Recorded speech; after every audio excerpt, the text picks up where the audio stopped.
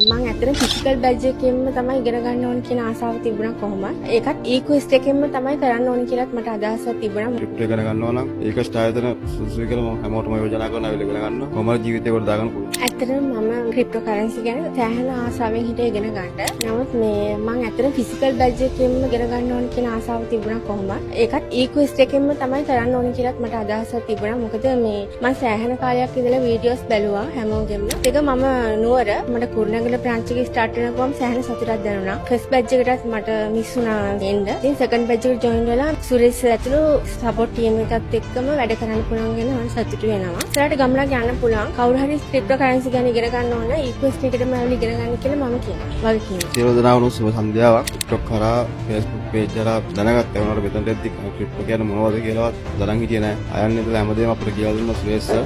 ඉතින් හොඳ ගමනක් යන්න පුළුවන් කියලා හිතනවා. ඔන්ලයින් ක්‍රිප්ටෝ ඉගෙන ගන්නවා නම් ඒක ස්ථායතන සුදුසුයි කියලා මම හැමෝටම යෝජනා කරනවා ඉගෙන ගන්න. කොහොමද ජීවිතේ කොට දාගන්න පුළුවන්.